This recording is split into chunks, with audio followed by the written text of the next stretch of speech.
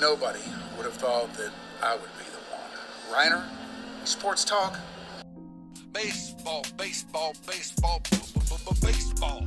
Oh, with the big mic. Oh, okay. All right, yeah. Okay, now I get it. We got a lightning strike, boys. What happened over there, Grego? We had a little lightning strike right outside the window.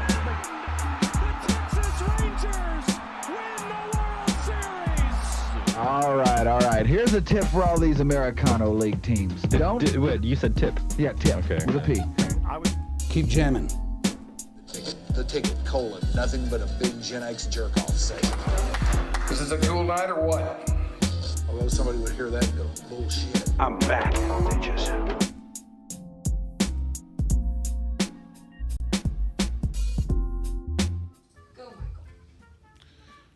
So the show open is over? Yeah. And it's time to go. We are in show. That's what we are in show. We You're are telling in me that podcast. we are now podcasting? We are. All right. Live and in color. Well, if that's the case, hello to one and all. Certainly glad to see you here today, even though I can't. I trust that you're out there. I hope you're out there because it's kind of the only way this thing stays going, you know? Fair. But yes, we are here inside the nurturing biosphere of the mothership on this, which is the 13th of July. And this is episode number which? 241. Number 241. Wow. We are steaming toward 250. Whoa. Whoa is right. I can count on one hand the number of things that I've done 250 times in my life. I don't want to think about most of those. Yeah, I don't either, really. Stay married a time or two. Oh, would nice. fall into that. Days But and months, though. minutes. How about that? All right, today it's going to be Geezer Fest up in here because I fall under that heading, and so does our guest, but he proudly owns up to it, as do I. Yep. He is the great, and I do mean great, Dave Burchett. Yeah. Wow. Now, you may not know the name, but you have seen the work. If you have seen Rangers baseball anytime over the last, how many years? 40 plus. 40 plus years. You have seen his work. Now, I would think you probably got a little Mavericks basketball mixed in there too. I did. That's why I came to Dallas in the first place. Oh, really? When the Mavericks started in 1980, they hired Paul Phipps to come here. Norm Sanju hired him, and I was working for Paul Phipps in California, and he brought me here in 1980. I moved to Texas in 1980 from California, thinking I'm going to be here for about 3 years, and then I'll move on in my career. I'm still here. Yeah, you are still here. Still here. Yeah, love it here.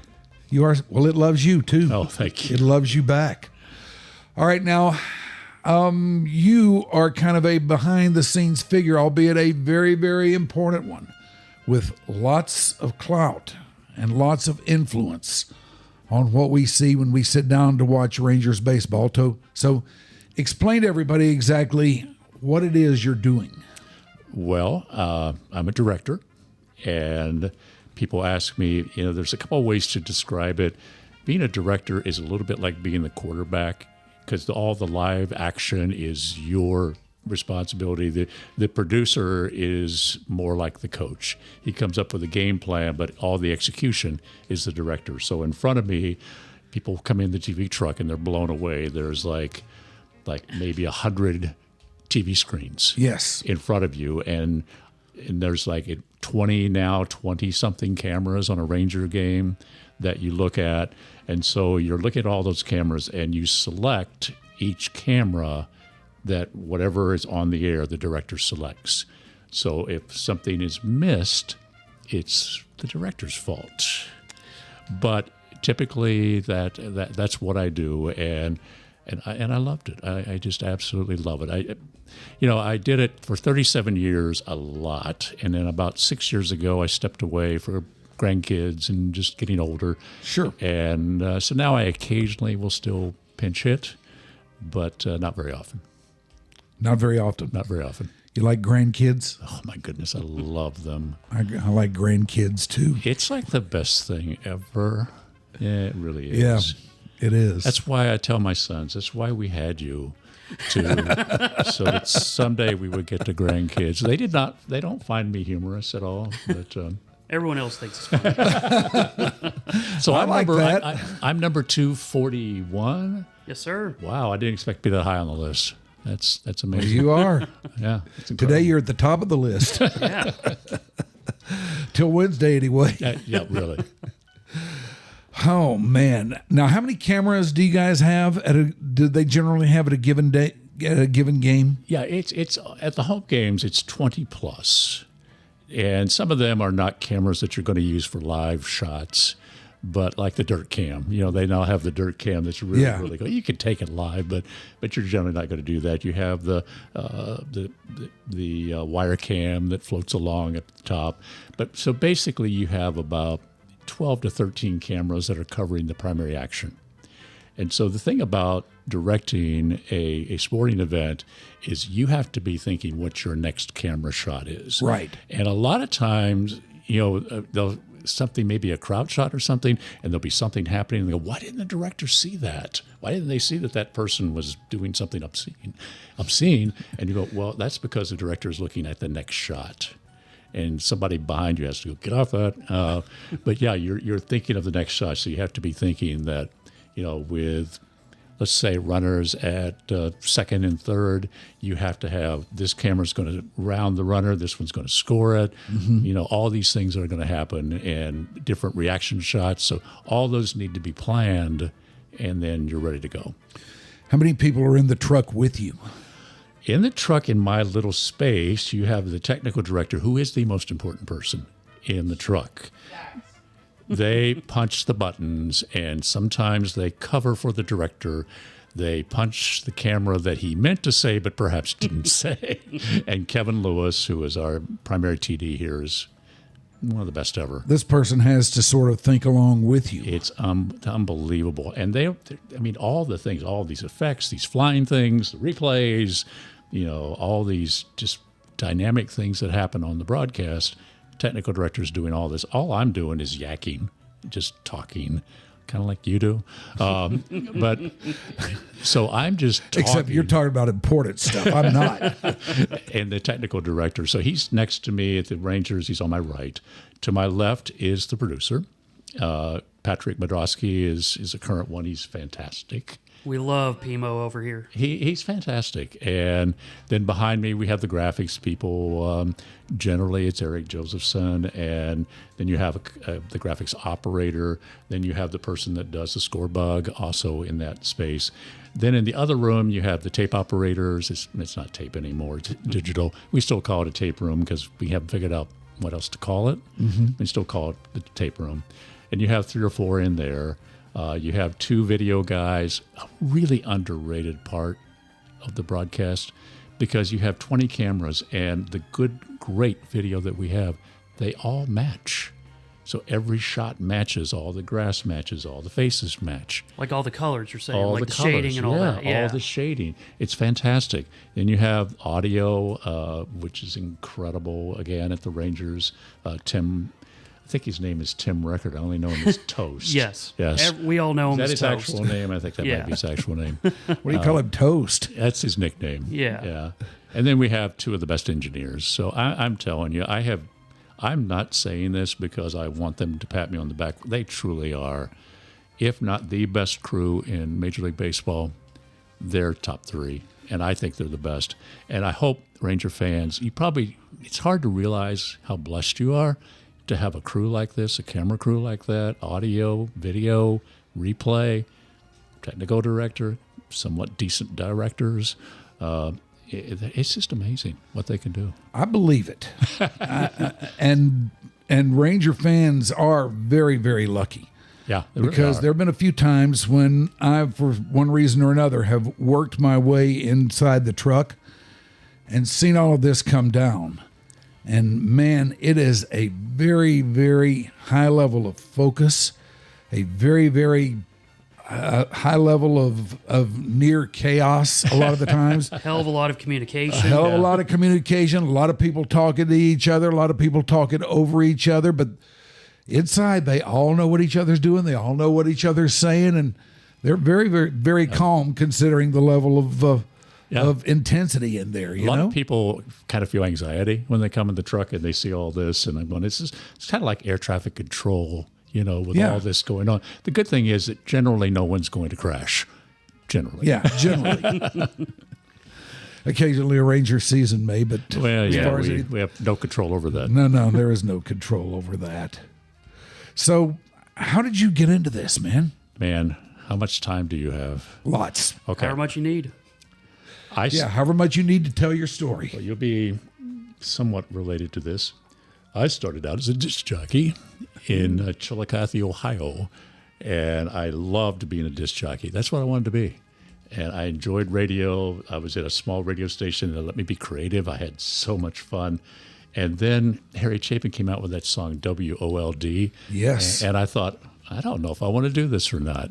So I kind of changed my career direction, and I went into more sportscasting. I went to an organization called Athletes in Action, and I did radio and TV for them. And I actually did play-by-play back then. Oh, really? Yeah, I did play-by-play, and I did television for Athletes in Action. And this is my one claim to fame, so be prepared. My first color analyst, John Wooden. Ooh. Yes. Is that incredible? He had just retired. And so I'm sitting next to John Wooden, and he's the color analyst. It was unbelievable. And I got to tell you a very quick little story here is we went to pick him up. We're all poor. And so we picked him up in this beat up old Toyota at the airport. Two of us picked him up. And so I start to climb in the back seat, and John Wooden says, no, you're too tall. I'm 6'5". He said, you're too tall. And I said, no, sir. I'll get, no. He said, no, I'm getting in the back seat. So the Hall of Fame coach and the Hall of Fame player gets in the back seat so that I'll have more leg room. That's who that man was. So, and I tell that story a lot so people will let me have the front seat. So anyhow. It works. It works, yeah, it really does. But, so I was doing this play-by-play and kind of developing and doing production. And so when the Mavericks started, they brought me here not to do play-by-play, but to do, different things like the scoreboard stuff and a lot of the creative stuff for the Mavericks. Now, what was your hookup with them? It was, again, through Paul Phipps, who was my boss with Athletes in Action. And he came, Norm Sanju hired him. I don't know how they met. He would be a good podcast guest sometime. But he hired Paul, and Paul brought me. And so I'm doing all this scoreboard stuff and so forth. So they started asking me to go produce the television broadcast. So I would go and produce them and kind of make sure that, it all got happened with Mark Holtz and incredible talent back then. And we would hire local directors. We didn't hire them then. We didn't travel them. And so we come back every once in a while, and the director just wasn't very good that we picked up locally. And so I came back one time, and I sat down with Paul Phipps, and I said, boy, the director we hired there was awful. And he goes, well, okay, next time you direct. I go, no, I've never done it. And he goes, yeah, you're going to do it. And I go, no. And he goes, yeah. I said, well, what if it's a disaster? He said, we won't tell anyone. We'll just say we hired a bad director. And I said, well, that'll be true. That will be true. See, he saw something in you. He did. I'm telling you, he saw abilities that I would never have recognized in myself. So I went, I survived, actually liked it.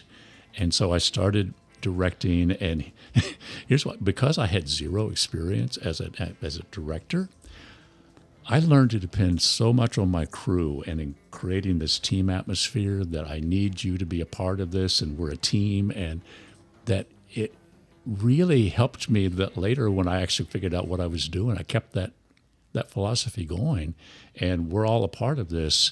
When a mistake happens, it's no one gets blamed. It's live television. I don't know if you've ever made a mistake on a live broadcast before. Ever? Never. Well, you're pretty unique. I do, Bobby. it's live television, so mistakes are going to happen. So we would have a mistake on a broadcast, and so I would say, and I would see a camera guy or someone beating themselves up, and so I would say, okay, Grubbs is unhappy. Who made that mistake? And someone totally unrelated to it would say it was my fault. I go, okay, it was that guy's fault. Now we can move on. Everybody laughs, everybody relaxes, and they don't get tense. So anyhow, I started doing Mavericks. Really loved that. Enjoyed it a lot. Now, who's on the broadcast back then? I can't remember exactly. Oh boy, it was Alan Stone. Okay. Yeah, Alan Stone Yeah. was the play-by-play guy, and oh my goodness, I just had a senior moment on the color analyst. But anyhow, Alan Stone was the guy, and so I'm doing the Mavericks and working with Mark Holtz initially. Mm-hmm. Older people remember he was a legend, one of the best ever, and then he switched over to the Rangers. Yeah. Which I was very unhappy about. They left the Mavericks because I loved him.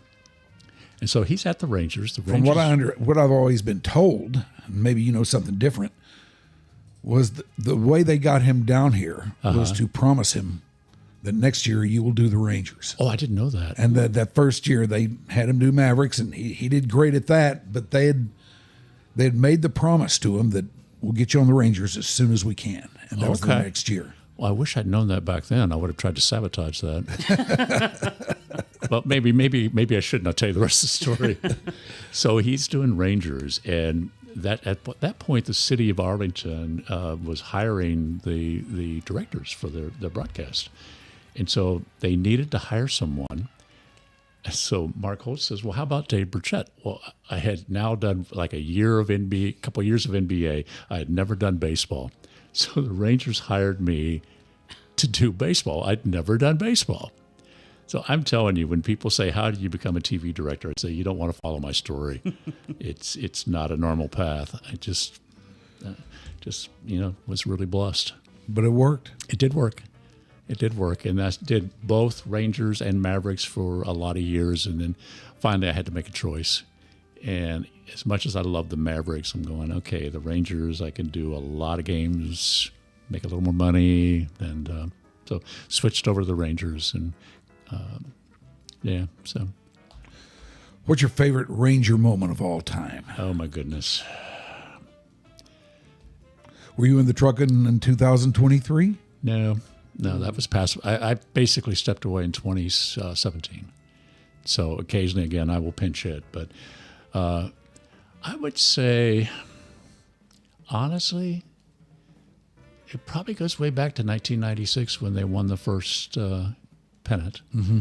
And it was such a weird experience because if you remember, the Rangers clinched the pennant when they were in extra innings because Oakland, I think. Yeah, somebody else lost. Yeah, somebody else lost. So we're still in extra innings. The score goes up that now the Rangers have clinched, and they go, what do we do? Yeah. Do we celebrate? The game's still going on, but they learned that they clinched. And I think the Rangers wound up losing that game that night. And if you want to have a fun moment, go to YouTube and type up that moment of 1996. Mark Holtz's call of that moment was incredible.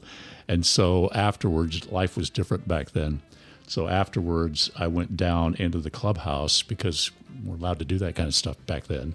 And as soon as I walked into the clubhouse, Mark McLemore poured beer and champagne all over me.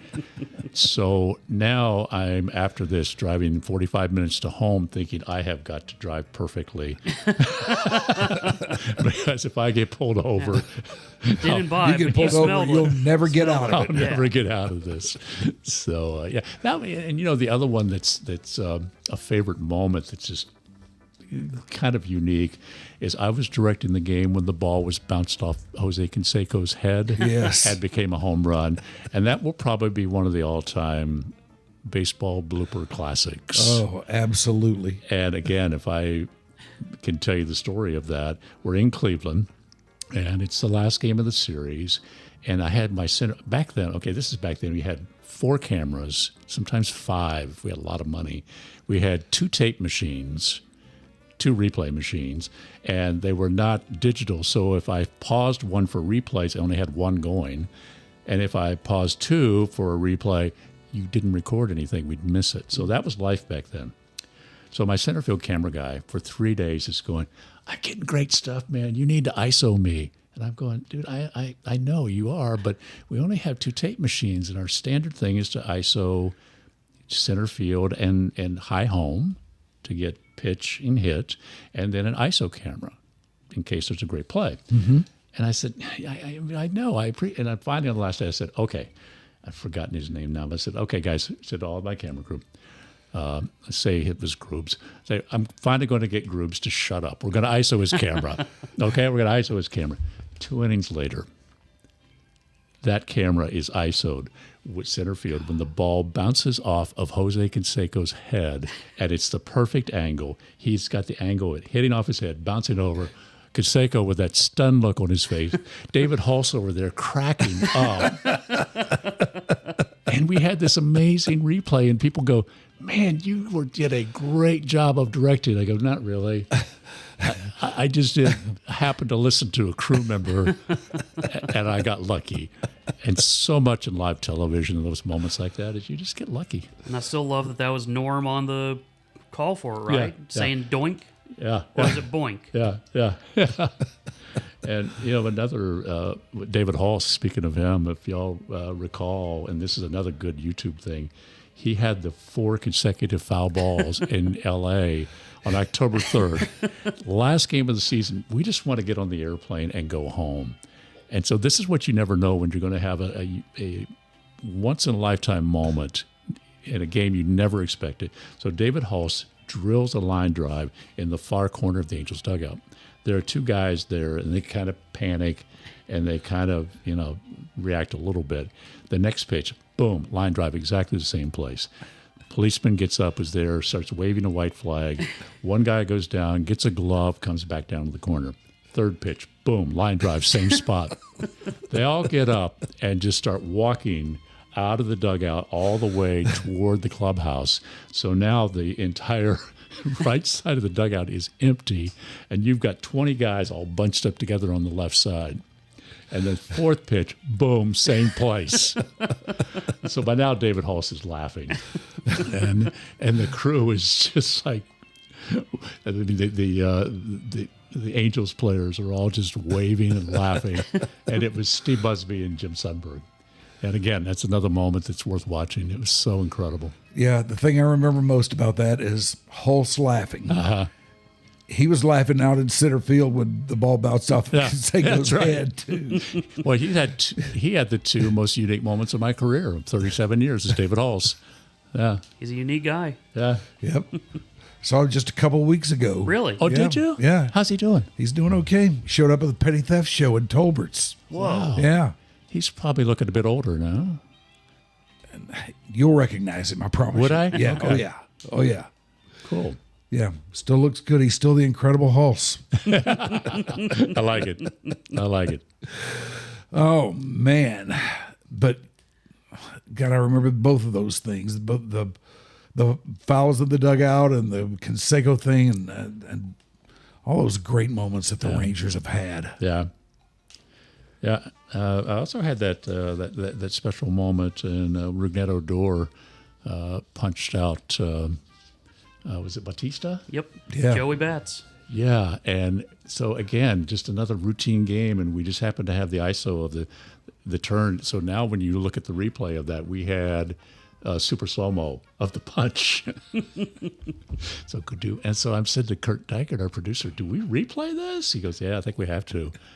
So we played a super slow-mo of the perfect angle of one of the most incredible punches I've ever. I was going to say, just incredible camera work. Oh, well, that's, again, our camera guys are just incredible. Man, it's amazing the way they've kept that up over the years through all the different outfits, Fox Sports, Southwest, Right. HSE, even going back to them. You were around when HSE was Yes, I going, was. weren't you? Yeah. Okay, just through it all, the Rangers have always turned out a great TV show. Yeah, yeah. Well, thank you. I agree with that. And I really give the credit to the crew. We're just blessed. Well, I know a lot of those guys, and I've chatted with them about what they do a good bit. And I don't know if you know this or not, but they heap mounds of credit on you. They love you, man. Oh, thank you. Thank you. Well, I think of the thing that I wanted to create.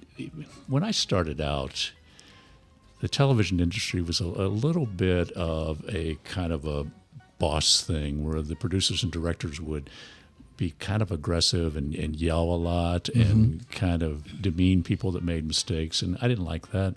So I came in with we're in this together.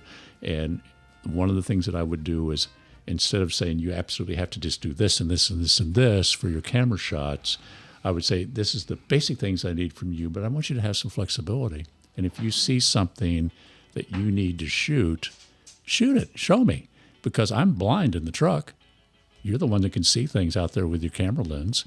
So we kind of created that. I mean, they felt like they were a part of the broadcast. Yeah. It wasn't just us directing them, but they were a part of the team. That's what I always used to like to do, too. I used to like to include everybody and make everybody feel like they were a part of things, no matter, what they were doing or how they may have been involved or tangentially involved or whatever. If you were on our show, to me, you were a part of it, and you were important. You mattered. Absolutely. Absolutely. I love that. I mean, and frankly, I don't understand why more leaders don't understand that philosophy, because to me, it just is common sense. Shall we talk about the geezer launch? Sure. All right. Dave and I are both part of this. Now, when you hear who else is involved in this, you'll look at me and go, okay, how'd you get into this exactly? He invited himself. At the end, that's pretty much it. Typical Rhynes. But he and I, and let's see, Jim Sundberg goes. Steve Busby goes. Who are some of the others? Kurt Dykert. Yeah, Kurt Dykert has gone before. And all the guys who have been, or former players that have been involved in the TV scene. Tom Grieve. Yeah, Tom Grieve is another. Yep. And we just had a guest last time, Chuck Morgan. Yes, that's right. For the first time, Chuck Morgan made it. Yeah. I was not the junior geezer out there for once. And as you know, you leave there going, these stories. Oh. It's just like it just fills up your heart, and you just leave there just so happy hearing the stories of Tom Grieve and Steve Busby and Jim Sundberg. We heard a Jim Sundberg story that we probably can't share. He'd probably be very mad at us. But if you want to get with me privately, groups, I could tell you. Oh, I absolutely will. As soon as the show's over, I'm asking you about it. No, it's going to require lunch. But fair enough. I'll take you to Chili's. Yeah. The last word in geezer lunch is lunch. That's Hey, right. fair enough. Yeah. Wait, he qualifies for a geezer lunch? Oh no. No. He's This is a separate thing. he's on his way, but he's got Still a got some ways. time, hopefully. Yeah, he's got a ways to Yeah. go yet. And to clarify, Ryan's kind of did say, "Hey, I'd like to join you," but it was a unanimous vote for you to join us. So Congratulations. Well, believe me, at these get-togethers, I have nothing to add because they're telling stories about back in the day and guys they played with, managers, guys they played against, game situations and stuff like that. And while I may remember my fair share of them, I just don't have much to add, but that's okay. I'm there to listen, and I'm there to soak it all up, and it's great. I'm just really thrilled to be a part of it. it really is amazing. And Tom Grieve, we've talked about that. Is there anyone like him that's his career? Yeah. A player, a general manager, a broadcaster. I mean, he's just, to me, he's a Hall of Fame level. I don't, maybe not as a player. Sorry, Tom. But he's a Hall of Fame level. He'd be the first to agree. Yeah. And just as a broadcaster, as a human being, he's a Hall of Fame. Yeah, as a human being, he's person. definitely a Hall of Famer. Yeah. And he's probably one of the guys that I would never have thought would get into broadcasting. I agree. Because he's up from the New England, and he's got a little bit of the New England thing working, and a little bit withdrawn, and probably early in his career he didn't say too much in the room or anything like that, you know. But number one, get him off the air, and he's awesome. And number two, I mean, he's gotten used to it now. Yeah, I mean, he's figured it out. He really has. And if you've been in the TV truck, you know that we have that capability of speakers there where the announcers can talk to us in the truck, and it's not on the air. It's called the talkback mic. Oh, yeah. And so Tom Grieve, one time he got in trouble. He didn't realize that he wasn't off the air yet. But the talkback mic, and Tom Grieve was hilarious, saying some things that he definitely could not say on the air. So I often said, if we could ever put Talkback Tom like onto YouTube, it would be so viral. It would be, he's incredible. And Steve Busby, I got to work with him for so many years. Wonderful guy. And he would have been one of the greatest pitchers ever, except for that injury. Yeah, he would have. And they couldn't fix it. People don't realize what a badass he was. Oh, yeah. Early in his career. Yeah, he really was. And they couldn't, now they could have repaired that. Back then they couldn't.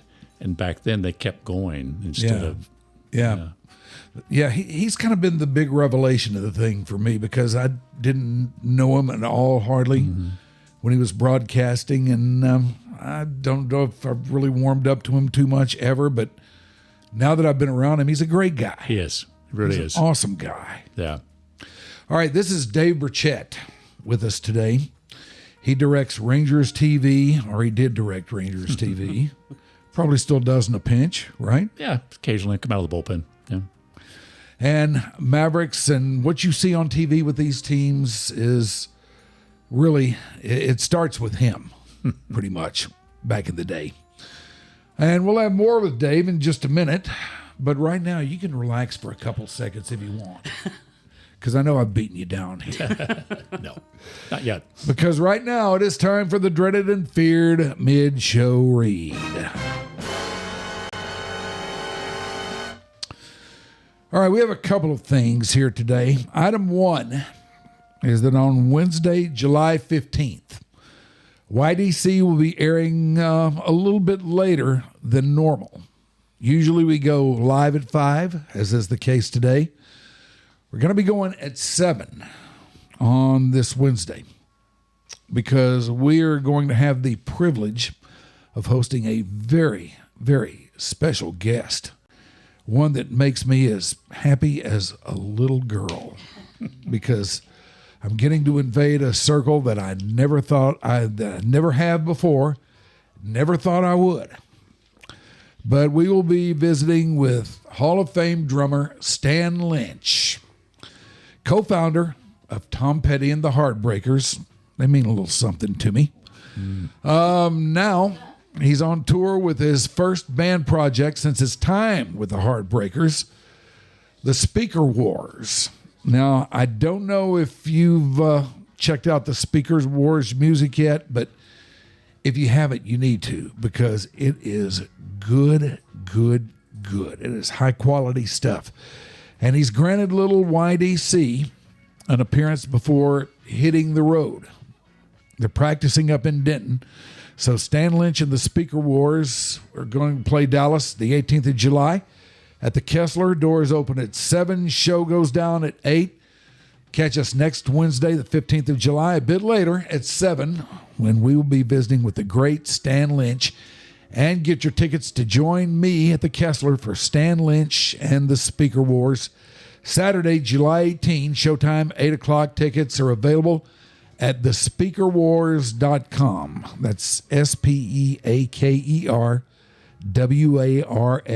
So thespeakerwars.com. Let's see, what else we got? We got one more? Okay. All right, let's talk about the CBD House of Healing. If you are roaming around in pain in this world, and I'm speaking mostly to guys here, but it certainly applies to women too, there is no reason for that because there are ways to get you around it. How do I know? This is how I know. This is the full spectrum salve stick from the CBD House of Healing. And I'm rolling around in pain myself. A lot of stuff hurts. I'm an old guy, you know? When you're an old guy, stuff starts to hurt.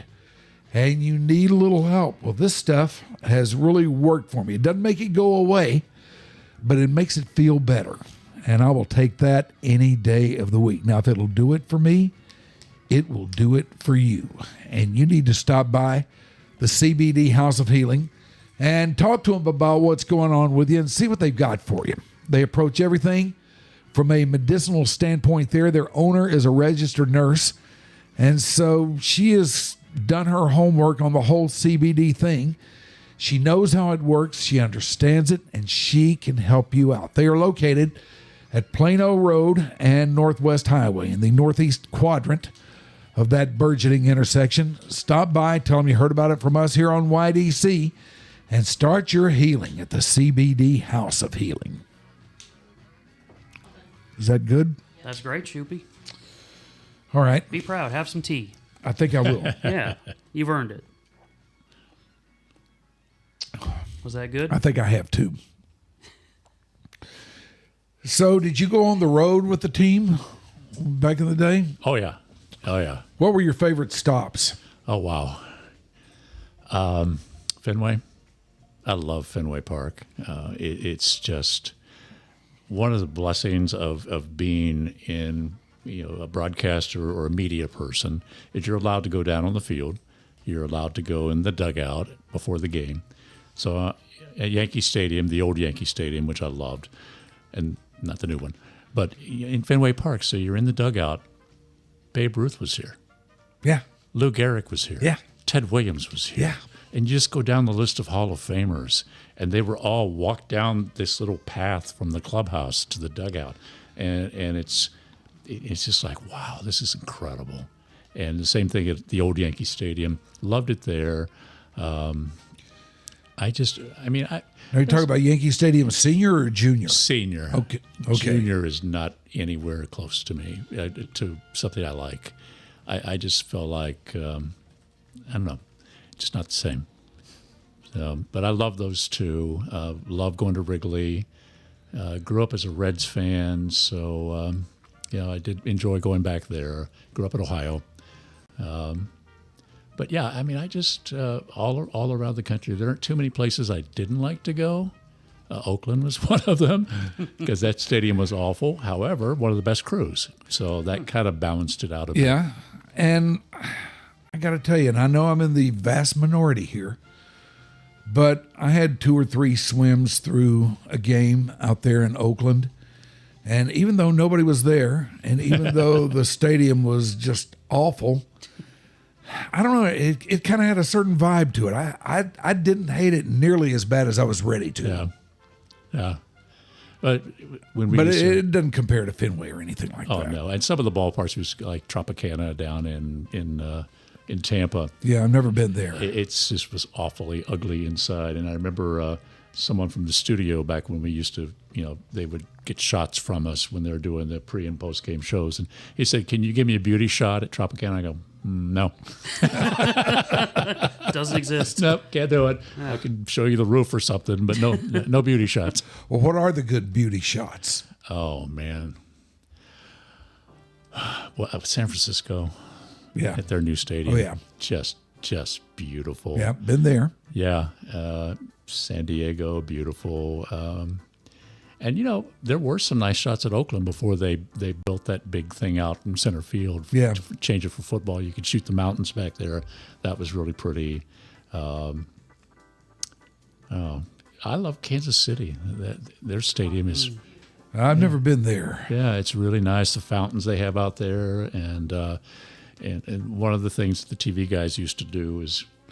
Back in the day, there was a time when I was producing and directing. We didn't travel producers. So there was a period of time where I was in the truck, and sometimes you're in kind of a desperate situation where you have to go to the bathroom.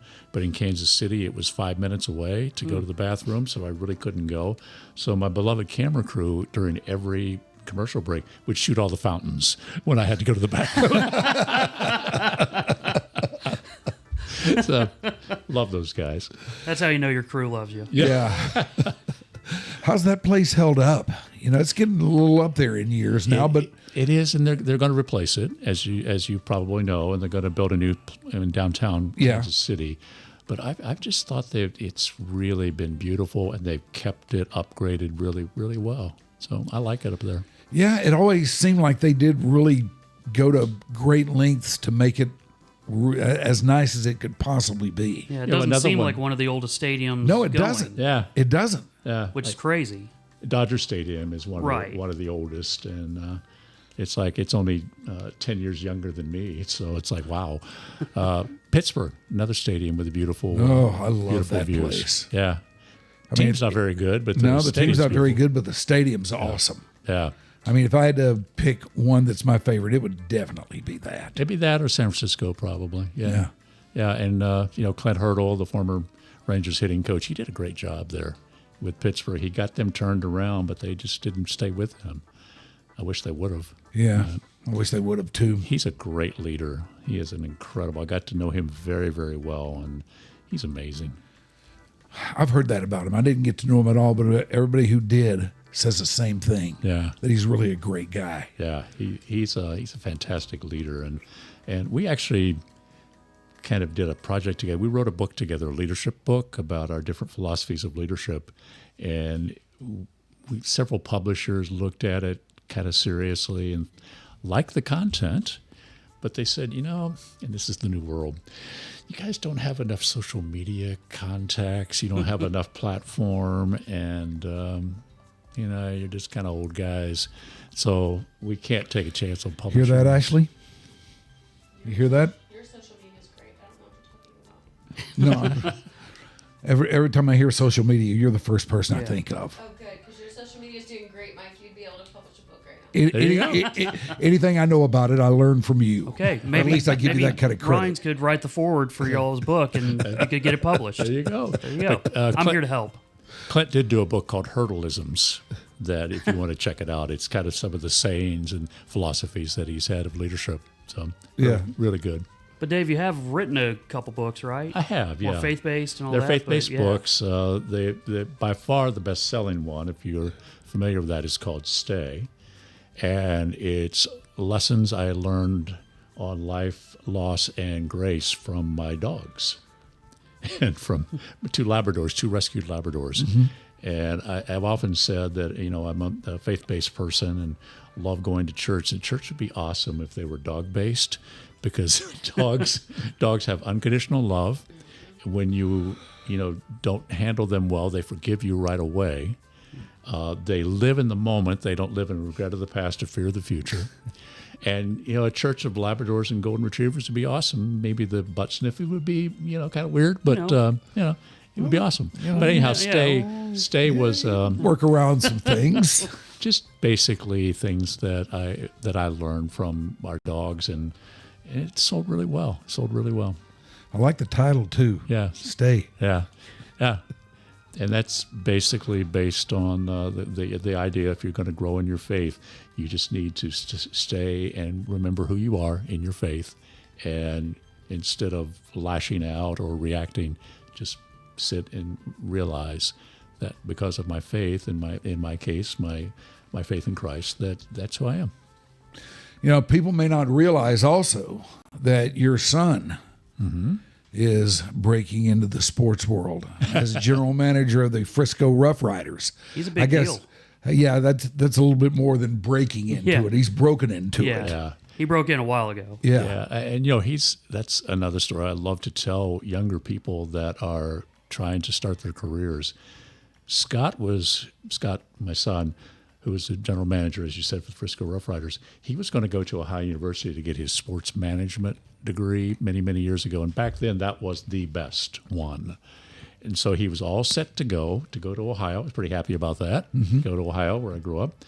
And then he was an intern at the Rough Riders, just kind of doing random stuff here and there. They loved him. They loved his work ethic. And at the end of the summer, they said, if we create a job for you, we kind of have to be secret about it, but if we create a job for you, would you stay? He goes, yeah, I think so. And I was actually a little upset because I wanted him to go get that degree. And so, but he decided, I'm going to stay here and at least. So he was just an intern, and then 20 years later, he becomes a general manager. And he is just, again, you talk about a guy that his leadership is about teamwork. it's like when he's a general manager, but when there's a storm and umbrellas are blowing, he's running out there and taking them down with his crew, with his staff. Hands on. Hands on. Yep. He's like a great leader, a military leader. I'm not going to just send you, I'm going to go with you. Yeah. And he's done a fantastic job. We've had some dealings with the Rough Riders, and I've been impressed with him. Thank you. To the small extent that I've been around him and talked to him, he's a very impressive young fellow. Yeah, I got to work with him quite a bit when I was with the Rough Riders as the ambassador of fun. Yeah. He had to deal with my stupidity a few times a year, and he just always Who was better as an ambassador of fun than you, Shoopy? Well, I agree with that, but Scott having to deal with me just wasn't really fair to him, but he still, treated me with as much respect as he treated everyone else. He was always just on top of everything, knew what I was going to be doing throughout the game, and just, he's incredible. So yeah, thank you. big credit to you. Thank you. Well, actually, because I was traveling so much when he was younger, I'm going to say his mom did a fantastic job. Oh, all fair three point. of our boys are really so proud of them, and Scott has done an amazing job. And that lazy river there, Oh my gosh. I don't think anyone can afford to do that now, but that is such a unique and the things they come up with. I mean, they're so creative. I was going to say, we love Chuck Greenberg too, and just the ideas that he has, Yeah, combined with Scott and that whole crew. It's a hell of a thing up there. it really is. Thank you for saying that. That warms my heart. So thank you. It's really neat that Chuck Greenberg kind of is pretty hands off on the whole thing and lets those guys, He trusts his crew. lets those guys try new stuff. Yeah. Yeah. And He's not particularly married to any old idea or anything like that. No, he's That's- definitely all for innovation, and Yeah. it's basically if you have an idea, make it work, make it good, make it fun. I like him. yeah. It's so just again, the Rough Riders are so creative now, and you talk to Scott and go, and he'll explain to you, we don't ever know what our team is going to be, so we have to make it about the experience Yeah. here at the ballpark. Yeah. because this first half of the season they won, so they're going to be in the playoffs. But when they get to the playoffs, then in the second half of the season, their whole team may be at AAA or with the Rangers. Right. So they may be playing with a brought up single A team in the playoffs. So you just never know. So it's all about the experience. And I'll just, anyone that's watching this, go. It's so much fun there. It's a great experience to go there. I love going there. It is fun there. I like it too. You know what else is fun? What? Rangers baseball on TV. With this guy at the helm. He made it awesome. That's right. Yeah, You did make it awesome. You guys are too nice. I love. I got to work a little bit with Dave Raymond here recently, and the last few years, and it's been so much fun to be back with him. He's again. sat in that chair before. Has he? Yeah. Oh, yeah. I bet he talked a lot. Yeah, But he talked his fair share. he was not reticent. He's a great storyteller. And Oh, he's an awesome guy. Oh, he is. He is. And, he is so smart and so creative. And we have so much fun when I do games with him because Patrick, my producer, because there's so much stuff you have to get in on the broadcast, like things, promos and all that kind Yeah. of stuff. But Patrick will let me have a couple of moments where Dave and I can come out of a break with something funny or fans or something we just have a blast, and we just love it. I love working with Dave and Bassick. He's one of a kind. Mike Bassick, Man. he is. That guy has taken leaps, Yes. great leaps this year. Yep. And then David Murphy. I've never met a nicer person in my life as a former No. big league star He's player. a sweet guy. Oh, he's as nice as can be. I've been impressed as how quick he got good because I worked with him when he was doing the pre and post game studio stuff, and started off kind of very Murph, where just kind of chill, kind of trying to find a spot and just working his way into being more comfortable. And now he can talk, he can illuminate. He's great. So Yes. it's been really fun to see it because it's been nearly 10 years, I think, that he's been doing now play-by-play, but doing announcing Right. in some form. You're right, though. He has really, really grown. And as I am the father of 3 Baylor grads, I think that's a big part of who he is, being a Baylor guy. But could be wrong about that. Well, maybe not. I don't think so. Maybe not. Yeah. So I love working with him, and he's just awesome. I do have a question for you. Many years ago, Craig Miller helped us out and occasionally did some like roving reporting. The professor, right? Yeah, and one of the great moments of my career is when we're in extra innings, and we shot him, and he's sitting up in the upper balcony in an empty area asleep. Faking it, obviously, but asleep. And it was so funny. And then he had to step away from doing that. Was that your fault?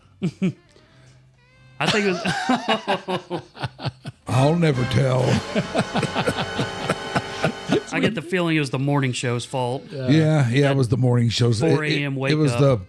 It was those wicked hours. God. It was the fault of those extra wicked inning hours. games Yeah. and getting up at Oh, 4. God. Yeah. But he was Yeah. great at it. He was great. He was great, but I understand him staying with the morning show. I get that. Yeah, that worked But out boy, for him. We would have taken him. I'm telling you, we would have taken him. Wow. He was great. What could have been? Yeah. Yeah. Yeah. And who knows what happens to the Musers if that comes about. Man. Ooh. Those two. Wow. They're awesome. They really are. Well, Dave Burchett, you are awesome too. Oh, thank you. And I cannot thank you enough for doing this today. Oh, I feel privileged. When Grooms called me, I thought, man, you must be scraping the bottom of the barrel, or maybe even looking under the barrel. So We are, but we're still happy to talk to you. I'm just happy to be here. Hey. So. You're We the are kind of too. guy that I like, though. You know. Oh, thank you. Like you perform a very specific function, but it's kind of behind the scenes. And I like getting guys like you to come in here and tell us what it is you do and how you do it. And I would say we've achieved that today. Oh, thank you. All right. The great Dave Burchett there. Check out his work on Rangers TV. Oh, one more thing. Yes, sir. Wait, what happened to the applause? The crowd died. They died. But they'll be back. Oh, okay. They'll be back. Where do you think this TV situation is going now that the regional sports network model seems to have gone by the by? That is a really good question. To be honest with you, I don't know that I know the answer to that. My concern is maybe it's going to start going more into the Netflix Prime kind of world. Yeah. But I love what the Rangers have done with the Ranger Sports Network. Yeah. And Angie Swint is doing a fantastic job of leading that. I'm telling you, she is amazing. Yeah, she is amazing, and she is sat in that chair too. No, we were out of the ballpark with her. Oh yeah, that's right. That's Yeah. right. We were out at the ballpark. That's right. And she's recreated the atmosphere where people really enjoy being. They feel appreciated. Yeah. They feel valued. They feel affirmed, and that's part of the culture that she set up. So RSN is fantastic. So I hope that continues. Who knows where it's going to go, though? I mean, this industry has changed so dramatically, even since I quit 7 years ago.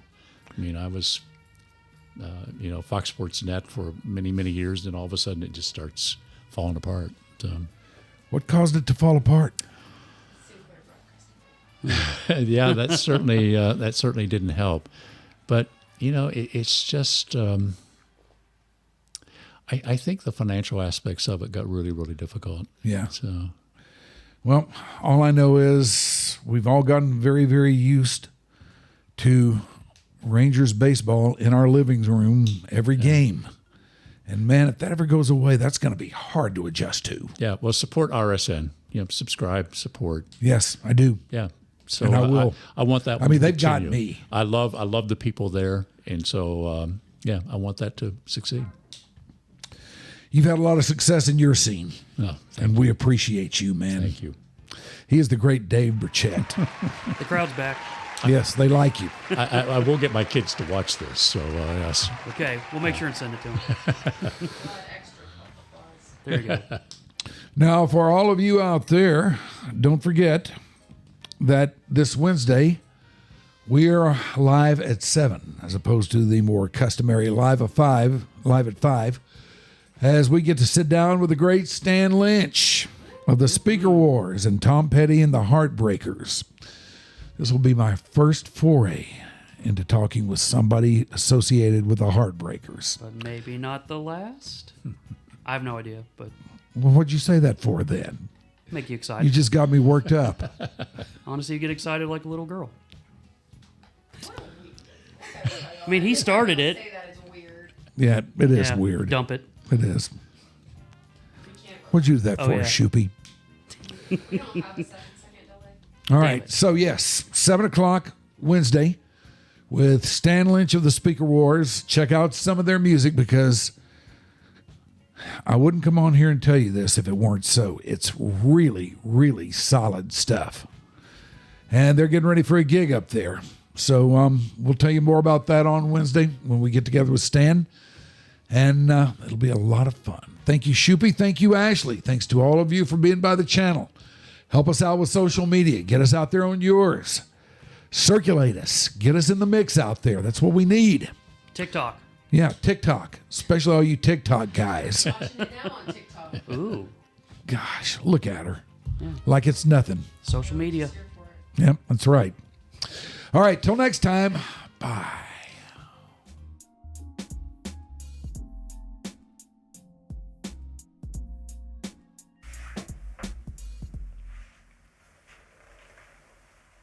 All right. I'm gonna go take my pants off.